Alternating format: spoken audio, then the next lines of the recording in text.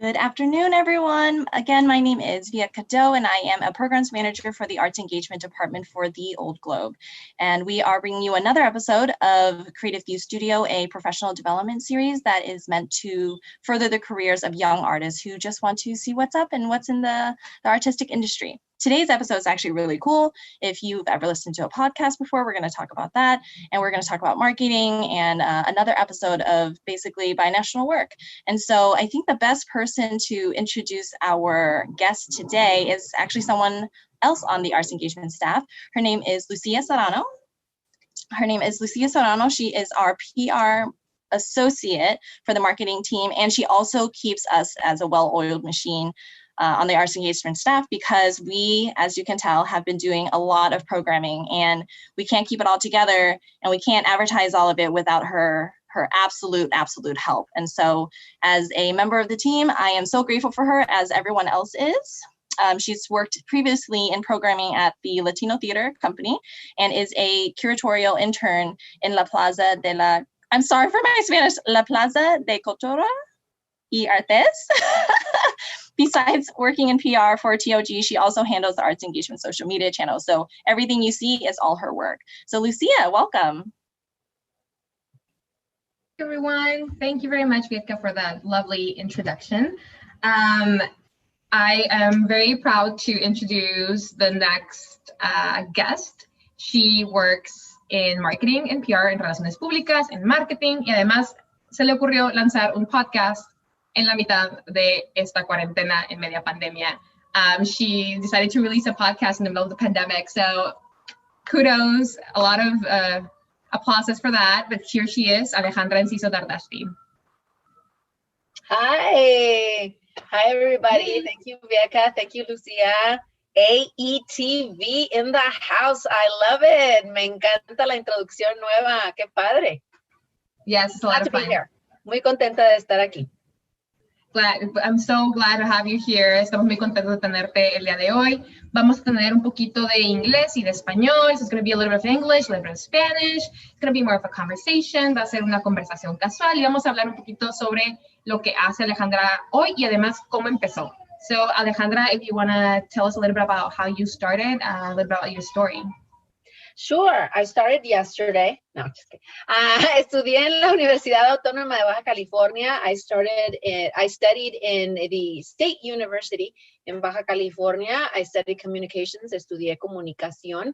Y después, en cuanto me gradué, as soon as I graduated, I studied a master's in business for the arts, en negocios de las artes. Estudié una maestría.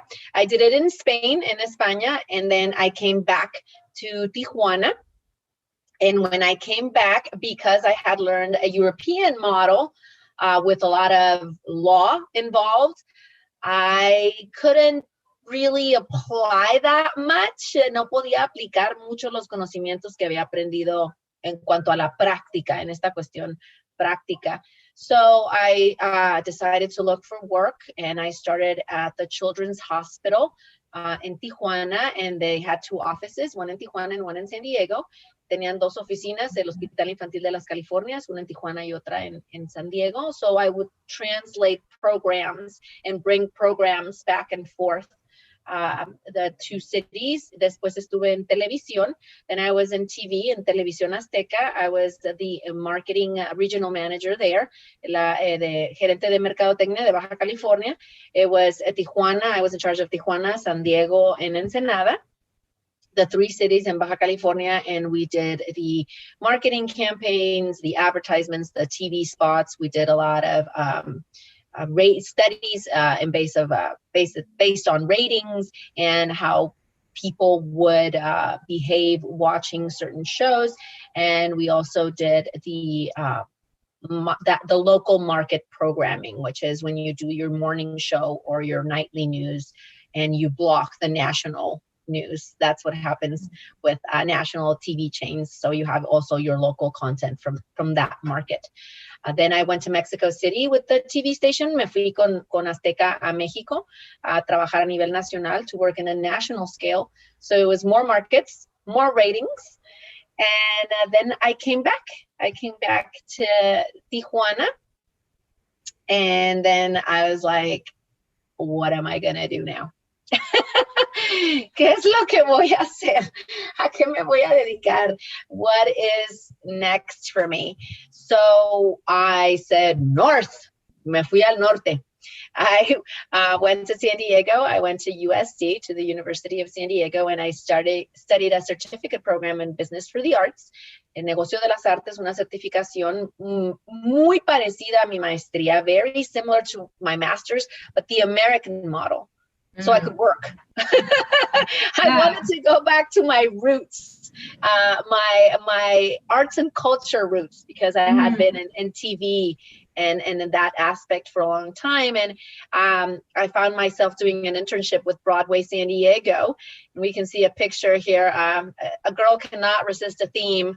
We were working in Chicago, the musical there, El Musical de Chicago. So we started translating press releases, which is the document that you use, that you write about what you want to promote. In this case, the Broadway musical, the touring Broadway musical, the show, that's Hair, the musical. So I'm trying to be a hippie there. If you can notice, estoy tratando de ser una hippie, doing my peace sign right there. Yes. Traducíamos los boletines al español. We translated the press releases into Spanish, and we knew already that people from Tijuana, Ensenada, Mexicali were crossing the border to see the musicals and to watch shows and to do other things in San Diego. Sabíamos que estaba cruzando la gente a ver los espectáculos, pero queríamos hacer algo más directo. This is the first segment in Spanish. Emerald segment is called, for Wicked. I'm very proud of that. We did the first ever segment in Spanish for Wicked the musical before it went to Mexico City and was the resident show in Spanish. So I'm very proud of that. We did it. We did a bilingual segment, and with the actors that played Elphaba and the touring company, and it was awesome. So we did a lot of cross promotion in both languages. Here we did a promotion for Beauty and the Beast with a tea shop in Tijuana. It's called a Tea Spot, because be our guest and Mrs. Potts and all that wonderful creativo stuff. Hicimos esa promoción en el Tea Spot en Tijuana y regalamos boletos a la gente que entrara en el concurso. Okay. So we would welcome people, not just our press guests.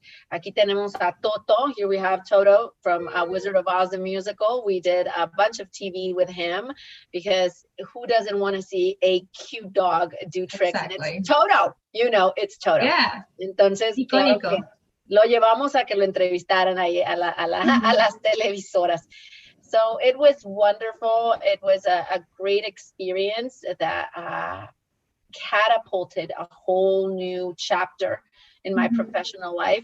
Esta es una cobertura del periódico Frontera en español, de Lion King, de Rey León, the touring company in the Broadway touring company, which was a challenge, because you had the resident Mexican company in Mexico City with a musical in Spanish. So people would get confused and think that was the touring company that was coming to San Diego, or there was going to be a performance in Spanish. La gente pensaba que era la compañía en español. Ahí estamos con Zazu with the props master, haciendo las entrevistas tras bambalinas, doing backstage interviews for TV and social media. One question. Before getting this internship, esta pasantía en Broadway San Diego, antes de eso, ¿siempre estuviste interesada en el teatro? Were you always interested in theater, or was it like a new found interest? Always. I always watch shows. This is Matilda. We have 3 Matildas. Because working with children, you can't work with them. You can't have them working that many hours. So we have 3 Matildas in the touring company, and we have a reporter there. You can see his microphone, Blas Galindo from Televisa Tijuana. And we did the Matilda pose. So that was like, how well could he do the Matilda pose? Because there was an art to it, right?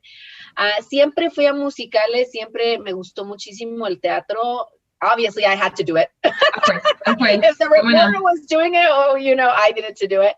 Entonces, yo lo veía como algo muy lejos. Broadway was something that was, I didn't see it close to me. I thought it was something that wasn't within my reach work-wise, professionally.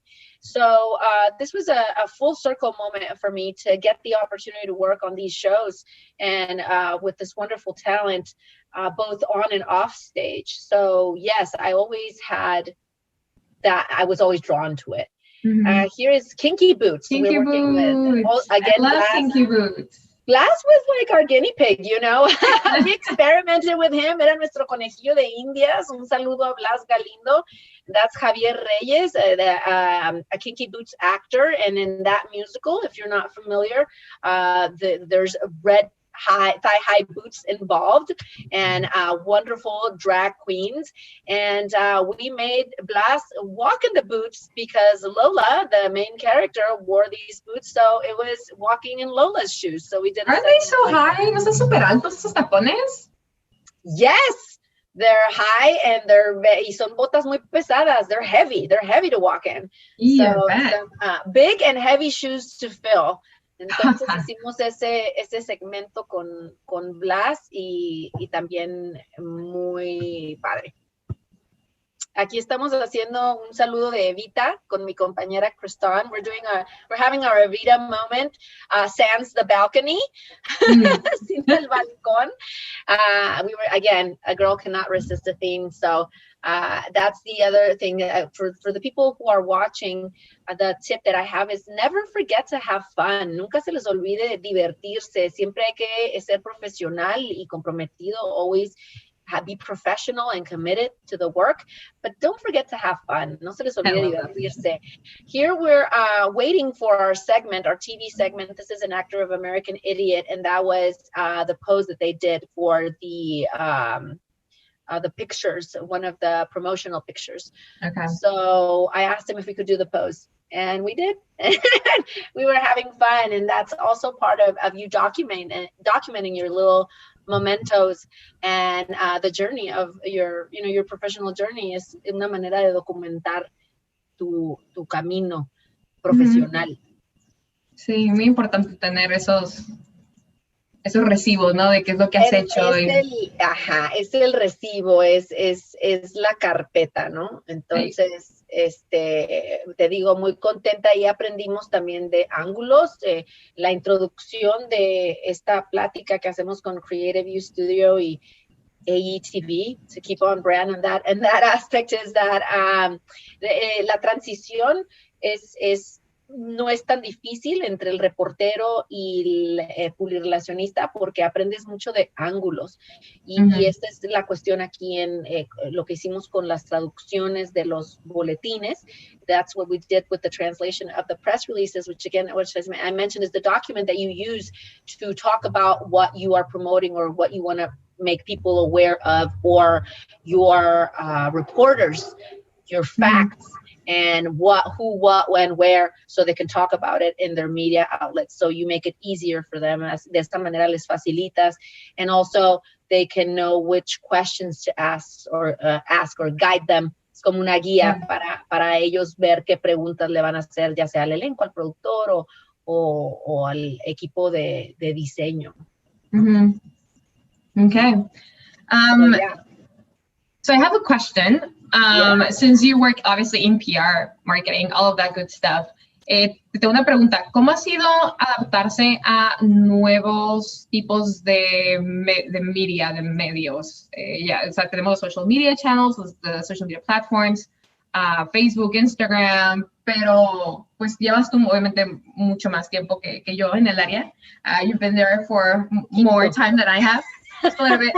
Just a little. But there have been a lot of different new things that have come up and are constantly changing. So like ¿cómo es estarte adaptando a estos nuevos outlets, new outlets?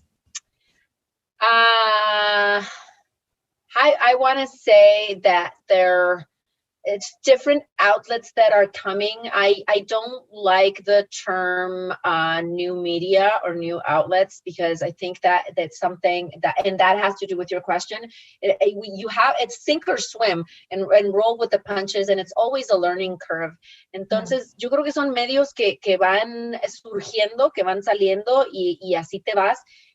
con el ritmo y es nadar o hundirte. Y la misma ola, the wave, is guiding your rhythm and how you need to go. If you need to go deep, you know, analogy-wise, I love doing analogies, how deep you have to swim, or if you have to stay closer to shore, you know, in that sense, it's going to be guiding you through that sense. So, dime si contesté tu pregunta. Creo que los tiempos son los que te lo van indicando. And also adapting for me, personally, I'm mouthy and I that's why I'm a reporter. I'm nosy in that sense. And I want to tap into these new ways of providing information. Quiero experimentar en estas formas nuevas de aportar información. So are you opening up a TikTok account anytime soon? Dude, I already have my TikTok account. 4 followers. Yes. Sí, claro. No estoy de acuerdo con el juicio hacia el TikTok y la edad del TikTok. I think that TikTok is a very unique platform, and it started with the really young audiences and with the challenges, but you find everybody on there, especially because of the pandemic. The pandemic brought a bunch of different audiences to TikTok. A lot of boomers are on there, and a lot of people are doing like TikTokanars, you know, it's like they do it in a minute and they show you how to make money or how to do audiobooks, cómo narrar libros, cómo ganar dinero, how to cook a recipe. It's so many things, and it's wonderful to learn. I think as a publicist and in our role as public relations as well, you need to learn and know what's happening. And what the kids are doing and all those types of things in order to know which audience you have to reach and how to talk to them, right? And engage with them, not to talk to them necessarily, to engage with them, cómo poder establecer la conversación con ellos. This is always about a conversation, and it always should go 2 ways. I agree. De dos I agree. And with that, I want to tap a little into journalism and how angles are key. That's again something that eases the transition and going back and forth. If I, for example, on a Broadway show or any show in that sense, that is in English, if I see someone that is Mexican or Latin American, I'm going to go there. That's where I'm going to go. That's going to be my angle. And if that person is from Baja California, oh my God, I'm just going to go crazy. You know, and that's the thing of the angle. And why is it an angle? Because I'm from Baja California, because I'm Mexican, and because we have a border next to us that is Mexico. So I think that representation and seeing people that are like you on and off stage is always important. La representación y ver a gente que está tanto en el escenario como tras bambalinas siempre es importante, y poder aportar esa información, always bring that information is important. Yeah, no, definitely. I agree. So what else do you have for us? I want to see more slides. I want to see more photos. I know. I have some pictures from my time doing a printed journalism, or when I did written pieces. So if they can do some, we did a little piece there in a Mujer Actual magazine. It's a magazine in Tijuana, and it's Parque Balboa. So this was the centennial, again, keeping on brand for Balboa Park, because it's important in San Diego. It's important in California. It's been in movies, and also in the border. People cross the border to spend their weekends at the park, to go to the museums. I do, right? Growing up, my mom has these stories. I was like, oh, well, I don't remember, but if you say so. A mi mamá siempre cuenta que llevábamos de bebé al parque. Always those stories. Right? So it was important for us to also cover it. Here we go again with an angle and cover it in Spanish. But the thing with the magazine and the opportunity, we will see it in the next slide, is that the main piece was in Spanish, la pieza principal era en español, pero hacíamos un resumen en inglés. We did a little blurb in English, and that's like the pink square that you see to the right. Always inclusive, love it. Siempre incluyendo todos, ¿verdad? Yeah, trying to do it as bilingual and binational as we could. And obviously that piece at that time had dates and activities, specific things, cosas específicas que la gente podía cruzar y hacer. And again, creating awareness, doing the information and letting people know so they could come and enjoy the festivities of the centennial, or during the centennial at the park, en el parque. Okay.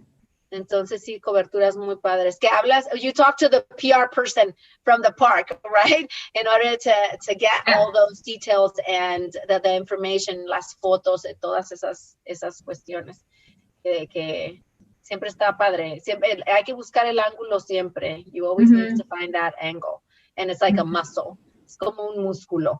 Lo vas desarrollando y va tomando condición. It's just, you need a lot of creativity to come up with like new ideas, fresh ideas that other people are not covering. So es mucha creatividad para estar creando, o sea, para crear estos nuevos pitches, ángulos, como tú dices, que la otra gente no está cubriendo. Entonces, it's definitely, like you said, a muscle. Es un músculo en desarrollo.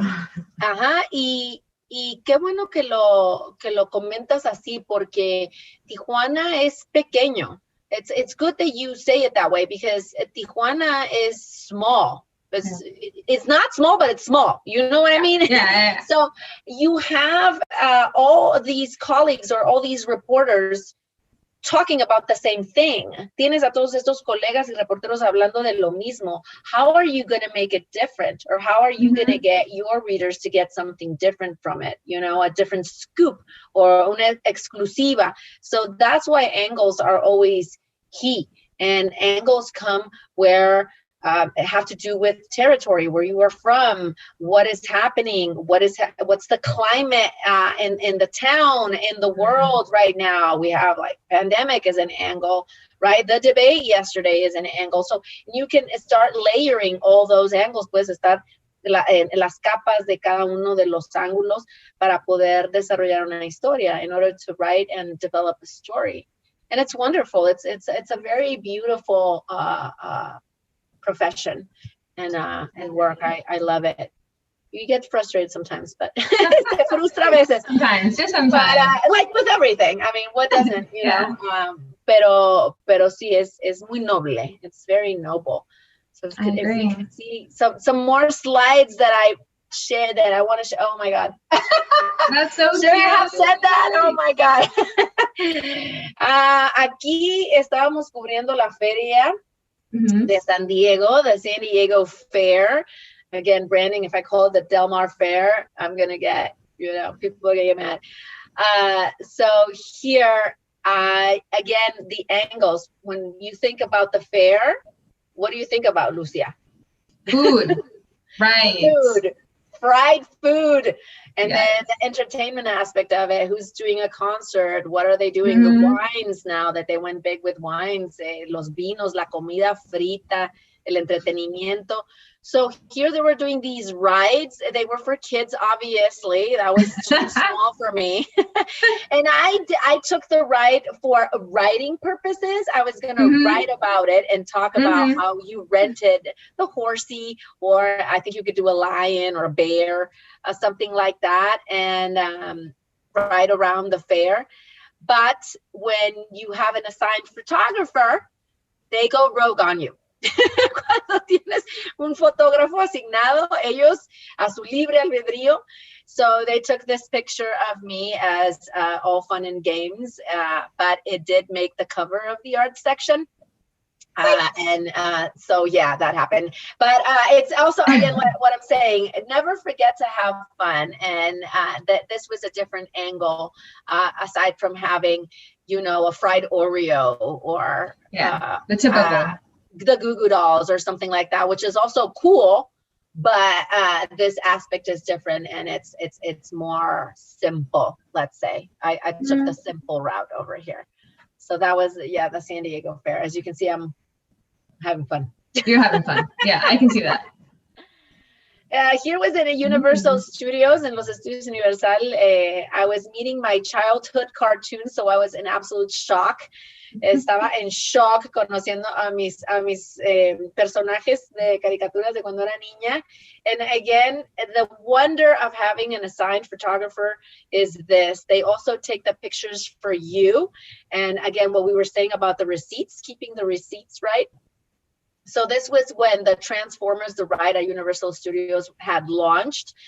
This was before launching to the public, obviously. And I was having a conversation here, as you can see in the picture. Estaba en una conversación. I was interviewing Optimus Prime. And because these are actors, this is not recorded or scripted. They go and they engage with you. They talk to you. And so I interviewed them again here with speaking again of the angles, hablando de los ángulos. La gente hablaba de la entrada al parque, el costo del parque, la fila, cuánto duraba el juego, how long was the ride, how much it cost to go into the park. So I decided to interview the characters and, be in their life for a day, and how was their life, a day in the life of Optimus Prime and the bad guy. That's so cool. And honestly, they look so realistic. So They super reales. You can see my shock, because I was in shock, not just because I was meeting them, but because they were so real. Megatron, I have it here. Optimus Prime and Megatron. Those guys. Yeah, it's also full circle moments you have, and people who are watching, I can assure you, you're gonna have yours too, and it's always fun to keep those receipts. Yo te aseguro, a la gente que nos está viendo, también vas a tener tus momentos, tus círculos que se cierran de esa manera tan bonita, y es bueno siempre guardar los recibos. So yeah, that was at Universal Studios, and you're giving a first glance also. This is new media. This is going back to the question that you asked about adapting to other media outlets or forms of or ways of coverage. This was the exhibit at the Los Angeles Museum of Art, the LACMA Contemporary Museum, Los Angeles County Museum of Arts. County. I'm like contemporary. Okay, that's wrong. And but that's Guillermo del Toro, right? That's Guillermo del Toro. I went. Amazing. It was over 200 pieces of his collection, his private collection of his movies, and his career in general, because he's obsessed with monsters and the unknown and things like that. And LACMA invited us to do, in this case, I did a Periscope back in the day. So we did a live stream when those were starting. Hicimos un live stream in Periscope. And again, it wasn't open to the public. So no estaba abierto al público, y fue genial porque what happens and the difference with these types of coverages is that you have direct contact with your audience. Tienes contacto directo con tu público. So they're asking you questions in the present time, right? And you can move the camera, and they say, can you go around the monster, or can you show me, how many eyes it has, or is it scary, or do they have the Frankenstein in the exhibit? And you could, I remember I was like, yes, the Frankenstein is here. Let me go over there and show you. And so that's also a form of providing information and coverage. And it was really awesome. And we did it, I think, a week before it opened. So it created all this hype. Lo hicimos como una semana antes que estuviera disponible para el público. Entonces fue la emoción y el previo, ¿no? Que también tienes la información exclusiva para la gente. And again, this was in Spanish, and it was for the people in Tijuana, in Baja California. ¿No? And obviously it was a Periscope, so other people that wanted to travel and see the exhibit. Okay. Yeah. That's so cool. I love that exhibition. It was pretty amazing. It was great. Do you see the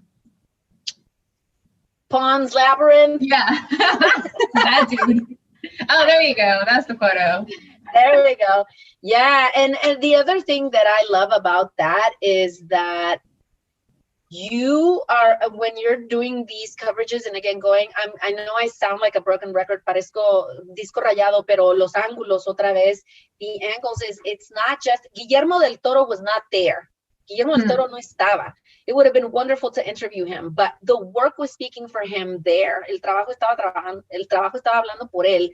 Y you can see how all the people that come into play for his movies, es lo que puedes ver aquí, el arte de hacer el monstruo, el laberinto, such an iconic, I don't know, character, yes, I was going to call him character and monster and whatever, I mean, just the detail. I'm not so familiarized with that genre, but yes, so it was great because you can see what it takes, you know, with colors and makeup and shaping and all that wonderful stuff that people sometimes don't take into consideration. And muchas de las cosas que pasan otra vez tras bambalinas, como el moldeo, los colores, el construir, el hacer, que luego se nos pasa de repente o no lo tomamos en cuenta. Yeah, all that interdisciplinary collaboration really. Exactly. The spot here, esa colaboración interdisciplinaria que se necesita en las artes. Bueno, en todo debería usarse, ¿no? Pero en las artes es tan íntimo. It's so intimate in the arts. It's a community effort for everything.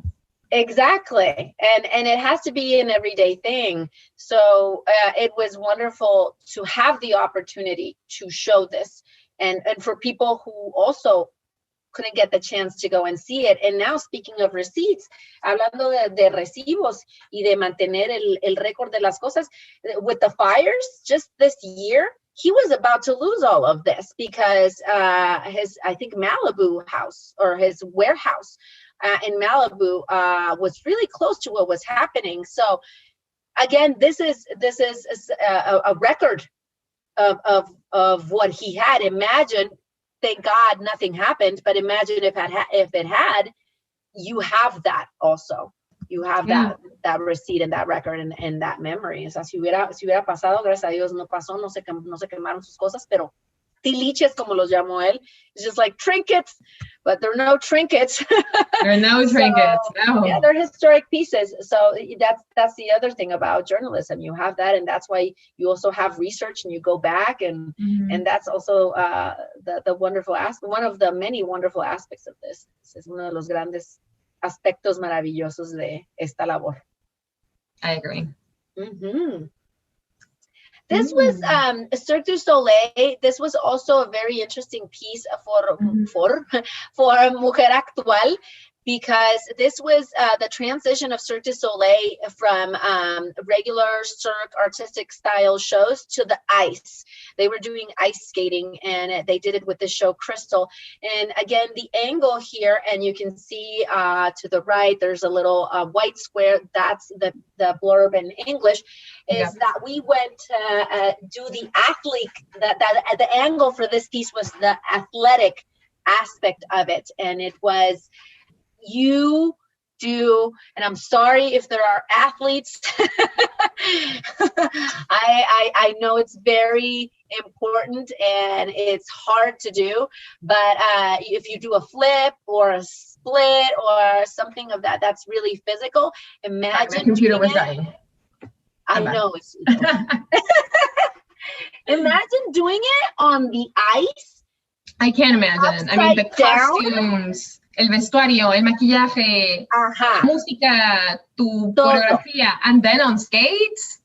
On skates. So there's a picture again to the right where you see a couple, and he is holding her with his feet, and she is just like suspended, está así suspendida, and they have skates on, and they're on the air, and they're being held like by his armpits, basically. Y lo está sosteniendo así con las axilas y la fuerza, that core strength, la fuerza del... ¿Cómo se dice? No es el core. Bilingual problems. I know, all the time. Pero pues la fuerza abdominal. Entonces, ese fue el ángulo de nosotros, eso fue lo que cubrimos. That was the angle that we used, the athletic aspect of it to transition to the regular circus or the traditional for them into the ice, and also that they had like 200 seamstresses backstage just sewing and adding and doing, and every performance tenían a costureras tras bambalinas cosiendo, haciendo, poniendo, armando en cada una de las funciones. I wonder how many times they have to how many rips the costumes have per show, and you have like all the seamstresses working, like no sé, me pregunto cuántas veces a la función se le rompe algo y están todas las costureras dándole a todo motor. Muy buena pregunta. Very good question. And interesting too, because it's an ongoing thing. They would have everything ready to go, like hands on, just to go and sew and put together. And they would have racks of backup costumes in case that happened mid-show. So they would get someone out and then change them and put them back in. And it's a very fast-paced. People that are, you know, in props and all that, seamstresses and all that, know that it happens in theater, it happens in musical theater and all the performing arts. Rapidísimo. You have to be on, o sea, tienes que estar al tiro, porque si no se te pasa. And even though audiences sometimes don't notice, it's the quality of the show. Hay veces que, aunque el público no se dé cuenta, es la calidad del espectáculo. Sí, tienes toda la razón. Así Qué padre haber ido a ese show. It looks amazing. Yeah, it was great. I mean, there's different things. That's the difference between public relations and marketing. So marketing, you have the purpose of selling tickets, right? But public relations is that complement where you give it the information aspect of it and the human aspect of it. Le das el valor humano, que no es la mercadotecnia de vender un boleto o de llevar a la gente, sino de informar a la gente para que ellos se familiaricen y quieran ir. So la pochota. It's a compliment. So, mija, it's a compliment. Entonces, eso es lo que me encanta otra vez en la transición de relaciones públicas y de periodismo o la reporteada es clave. That's what's key. And es el elemento diferenciador de tu estilo como reportero y como publirelacionista. That's the element that sets you apart as a publicist or in public relations or as a reporter. The types of angles that you use in order to develop your stories. And with that, I would like to talk about my firm. Ooh, yes, please do. I want to know more about that. Vamos a hablar ahorita un poquito sobre esta, ¿cómo se le llama? ¿Firma? Sí, es una firma boutique. Firma, ¿no? Speaking again about angles and coverage is here we're doing a TV segment with Tijuana Teatro. It's a client that I had in Tijuana. And this is a theater company, a local theater company that we just joined forces and went international. They've been obviously over here. They've been to China, to Armenia, to Spain. Wow. Han ido a todos lados. Unimos fuerzas y no puedo estar más orgullosa. Han estado en España, en China, en Armenia, aquí en Estados Unidos. Evidentemente estamos haciendo, aquí es una obra. This was a two-story set. Era un escenario de 2 pisos. And during the show, they would go up and down, and they would use that ladder and the net that's behind the reporter. So what we did there was have this is for TV again, the reporter go up and down the net as well, as at the same time as he would interview the actor about his character. Entonces tenía que también él subir y bajar por la red mientras entrevistaba al actor sobre su personaje. Entonces tenemos al camarógrafo ahí. El actor es Luis Gallego, ¿verdad? Es Luis Gallego, estaba chiquitito Luis, tenía como 15 años, porque Tijuana es de este tamaño. Yes. Tijuana is this big. I know him. So a lot of people know a lot of people. Everybody knows everybody. Yeah. So yeah, Luis Gallego is a local actor, very talented, and musician as well. And he writes his own music too. He was a baby there. That's the other thing as a publicist that you see them grow up. They grow up so fast. And he's explaining, le está explicando al reportero cómo bajar de la red y lo que hacía él en escena. Okay. And the reporter was like, I'm going to die. I'm going to break my back. And we're like, no, we got you. It's fine. It's todo por la cobertura. El reportero decía, me voy a caer, me voy a lastimar. Y nosotros, no te preocupes, tú bájale. Tú ahorita te agarramos. No importa. Yeah. Todo por and I have a question. Who would be, I mean, I know you talked about your journalism, has hablado sobre periodismo, has hablado sobre tu internship, tu pasantía, tu trabajo en la tele. Y ahorita con Enciso Consulting, ahorita nos vas a mostrar un poquito, supongo, del logo y cómo funciona tu firma. Pero, who would be your, dream interview? My dream interview as a reporter? As a reporter, as a PR, as marketing, who would you love to collaborate with or interview? That's a good question. Because in my experience working in different places and then in my firm with my clients, I've worked with people that I was in awe of working with and I didn't know, if that makes sense. Like you were discovering throughout? What? I'm sorry, a bus just went by. What are you saying? Were you discovering that you were in awe of them while you were? Exactly. I didn't know. Trabajando en los lugares en los que he estado y con mi firma y mis clientes, me ha tocado trabajar con gente que me ha impresionado, que no sabía que tenían esa magnitud o que me iban a impresionar. Pero going back to your question, volviendo a tu pregunta, I would have loved, for example, to interview, he's not here anymore, obviously, but like Walt Disney, for example, the Disneyland model, and then the movies, and then how, they butcher the movie.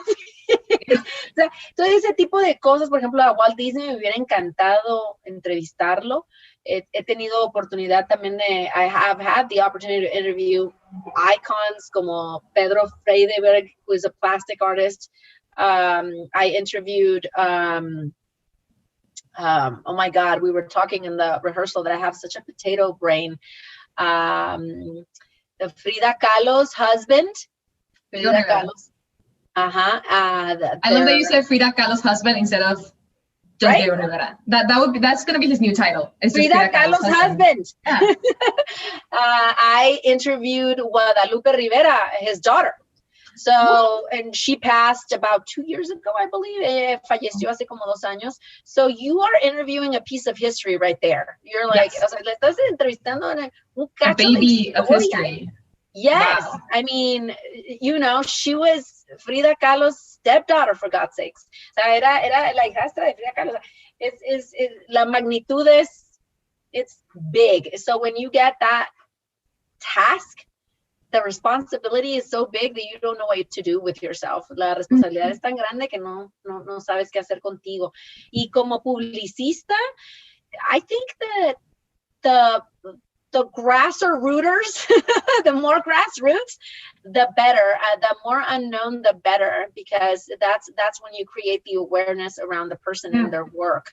Eso es lo que yo creo que mientras más bajo perfil en ese aspecto de ser conocido, no de que quiera ser privado, mejor, porque es cuando creas ese camino para la persona. O sea, claro. For example, Tijuana's de Teatro was very well known and it was a very established, solid company. Tijuana's de Teatro, una compañía sólida y reconocida en la región, pero le agregamos ese aspecto internacional trabajando juntos. Tenían todo el potencial y tenían todo el trabajo ahí. Era nada más cuestión de dar ese boost. They had everything. So it was just a matter of just doing that boost. And how do you do it with, you know, with your writing your press releases and doing your segments and doing networking and interviewing them and all that. Yeah, that makes a lot of sense. How long ago did you start your firm? ¿Hace cuánto empezaste tu firma en Enciso Consulting? I started my firm in 2012, and then I took a hiatus in 2017 because there was a department at a theater company called the Old Globe that was starting. That was arts engagement with Freedom Bradley Valentine. There you go. What? And I had the opportunity to come and start a PR associate position alongside with Mike Hosberg, who's now the communications manager, and Susan Chicoine at the time, who was the PR director. So I took a break from that and joined the Old Globe family for a little bit. And it was wonderful. We got to do a lot of cool things there as well. It wasn't just doing the press releases and the interviews, no era nada más los boletines y escribirlos y las entrevistas para las obras. It was also talking about the programs and the work that happened also behind the scenes and in the community, tras bambalinas y con la comunidad. Traigo también unas fotos. I have some pictures on there as well. That when I transitioned, you know, working for myself scary to the Globe. The transition? Oh my God, yes. It was very scary. I was, you get rusty, you know, working for yourself. You can work at midnight and in your zone and wake up at noon. And technically, if you're just getting to the deadlines, si estás cumpliendo con las entregas y los tiempos, no hay problema. But when you are working formally on the clock, it's different. Es diferente. It's just different. It's not bad, good, whatever. It's different. And there's more of a structure also working in a company with people. I mean, I know that right now we're living a totally different stage and we're still working with people, but it's a different dynamic right now. But sí, la estructura es una estructura diferente y sí me dio mucho miedo because it was another learning curve. The other thing that I want to tell people that are tuning in is that you never stop learning. Nunca dejas de aprender. And I learned a lot at the Old Globe with everybody there. Muchas cosas. Así como yo llegué a aportar, just like I went and brought my flair and my own take on things, being mouthy and all. No, I also did learn a lot. So after you left the Old Globe, cuando te fuiste al Old Globe, que I don't know if some of you may know, but she was a peer associate before I was a peer associate, and she trained me. Ella estaba antes que yo en el mismo puesto de asociada de relaciones públicas, y ella me entrenó, so it was a little bit, kind of a year ago-ish. Yeah, but after you left, what did you start? Because I know you have a podcast, and I want to talk about that. Yes, well, after I transitioned back from the Globe to my consulting firm, to Enciso Consulting again, I was planning on how my comeback was going to be. Cómo iba a ser mi regreso, así, mi comeback. And then the pandemic started, right? Yeah. So working in the performing arts, promoting shows, working with artists, trabajando en las artes escénicas y promoviendo artistas, y que todo eso se cancele, that everything was just gone. Yeah, all of us here know. Todos and I mean, as some of you may know, because we've shared some of her stuff on the Arts Engagement social media channels, algunos de ustedes saben de esto porque lo hemos compartido en las plataformas de redes, pero she is a creator, the mastermind behind From Another Zero and the alter ego in Spanish Desde Otro. So I don't know if you want to talk a little bit more about the name and how you started. I really want to know. I don't know if everyone at home wants to know, but I want to know how you started. And if you have any questions about how it is starting your own podcast or something like that, here's a great resource for you. So ask away. So here, yes, how did I start? Okay, so I'm going to tell you how I started, and then I'm going to talk about what we're seeing here. And thank you for the artwork. So I have a blog, and I've had a blog for a long time, from another zero with number .com. And I've always wanted to do a podcast, but never got to it for a long time. So when the pandemic hit around April, I said, go. So I just interviewing people and doing my blog and being a reporter, I would always record people. So I just recorded on my phone, and I always say, sorry, RJ, our audio engineer. I recorded on my phone, and I did a lav. A lav is a little microphone that you clip like for interviews, and you can put it on, you can plug it in your phone. And I started recording, and I said, it's now or never. And I started researching platforms that could host my podcast. So obviously, we know what a podcast is, but if we don't, it's kind of sort of like an audio medium radio show-ish kind of thing. And it goes, it has seasons and episodes, and I'm dedicated to arts and culture because that's my thing in the entertainment industry. So I did it in Espanol.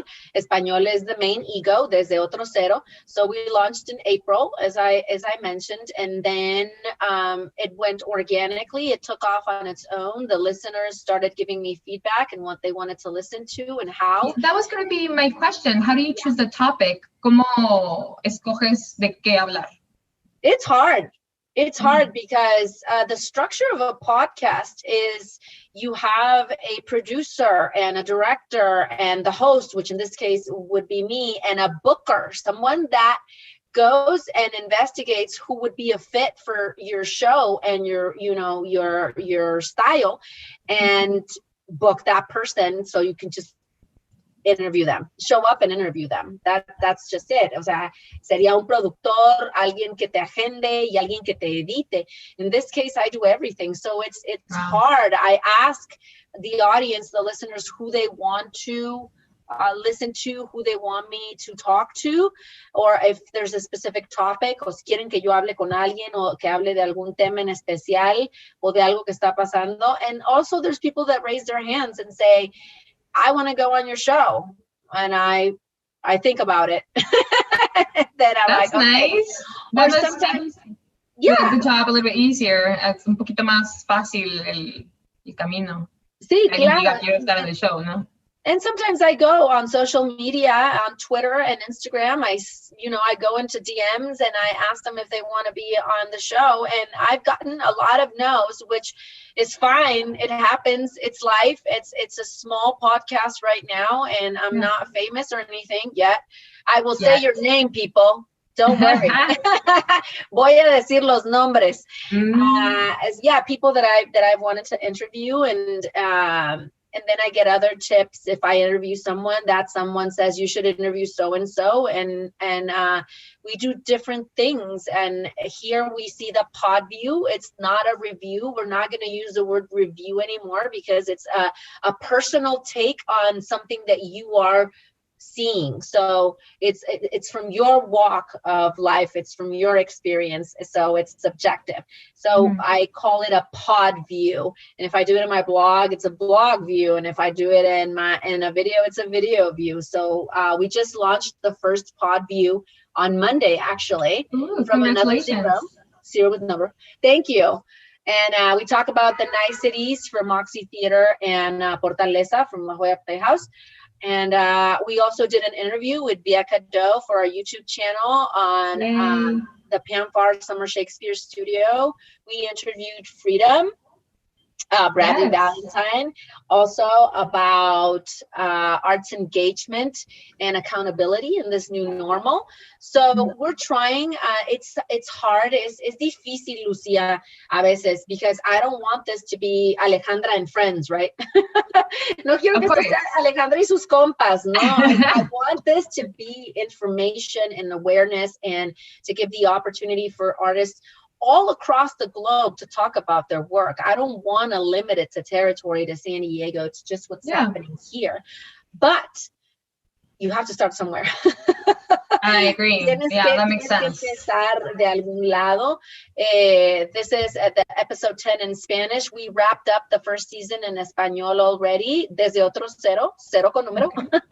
Listen on your favorite platform. And the artwork, for people, if they are curious, and also as a tip, I use an app called Spark. It's from Adobe, and you can use it on your phone or on your tablet, and it has templates. And the wonderful aspect of this is that it already has the specs for social media, or for a letter. Eso lo hace muchísimo más fácil cuando nada más le picas de que Instagram, Facebook, boom, boom, boom, let's go. Just click on a button and you go, and you take your pictures and you look for your lighting, or people, you ask them for their headshots if they have headshots, and you do it. And that is a cartoon version of myself. If it doesn't look like me, well, it's me. It is you. It looks like you. Sí, está igualita. Mi papá es caricaturista editorial. My dad is a graphic cartoonist, an editorial cartoonist. So I was like, yo, Dad, can you kind of like draw me?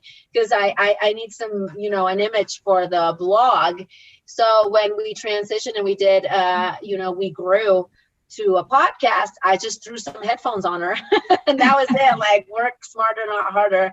Here was our first episode with Ben Cook and Dan DeLuca, which are Broadway heartthrobs. They have a serious fan base. They were both in the musical Newsies, and they're doing. Okay. De ahí los conozco. Okay, because I was like, they look familiar. Okay, great. Yeah, awesome. They have a wonderful fan base. They were my padrinos of the alter ego in English.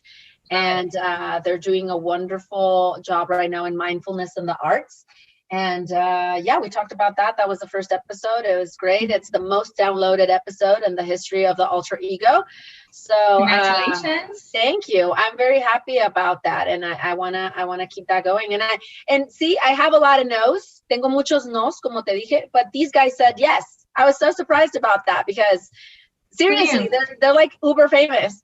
And I was like, and it was the first episode. There was like no history, no example, no anything that I could show. That's very nice of them.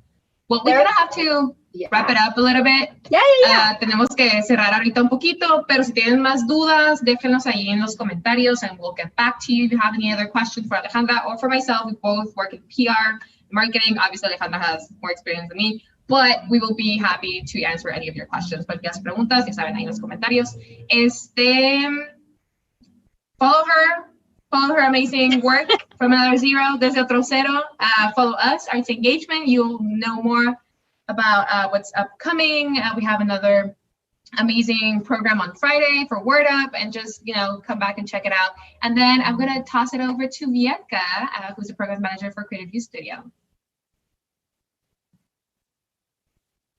Thank you, everyone. That was such a cool episode. I love it when we do a bilingual broadcast, because we are definitely wanting to open up every information that we have to provide to a larger audience. So this has been really special. And Alejandra is like a regular now on the show, so I'm sure you'll see her again. Lucia was a great host. Thank you so much for doing that. And we will be back next week, same time, same place, Facebook and YouTube Live, 3:30. Talk to you soon.